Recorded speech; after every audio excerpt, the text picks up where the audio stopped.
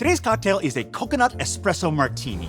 And I'd like to get ahead of something for the pedants among us. This espresso martini is not going to use espresso. I know, I should probably call it something else, but I'm making this with a cold brew concentrate. I'm gonna start the day before today with 6 ounces of ground coffee. You just dump this into 3.5 cups of water and let it sit overnight. There's your cold brew concentrate. You're going to strain that once through a mesh filter and then again through a coffee filter. I'm gonna put 1 ounce of this into my shaker. Next, I'm gonna add 1 ounce of the secret ingredient for this particular espresso martini, coconut rum. Coconut rum is usually like a chemically disaster that tastes like sunscreen. I'm using Plant Array cut and dry coconut rum, which uses real coconuts that get dried in the sun to infuse that actual true coconut flavor in there.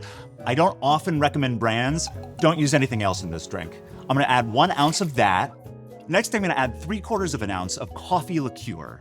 And while I'm calling out brands, Kahlua is gonna do the job for you. And you want the sweetness that this has. Finally, we're going to add cream of coconut. It's processed all to hell, but it's so good. You can't make this drink without it. I'm gonna add roughly a tablespoon's worth. Now, it's real gloopy, so I'm just gonna kinda eyeball it here with my bar spoon. Yeah, look at that gloop. One of the things you lose when you don't use espresso is that sort of brightness and that acidity.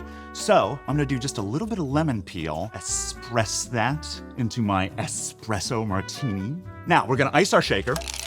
One of the things you want in an espresso martini is a nice foamy head. You wanna really shake it. So let's have fun.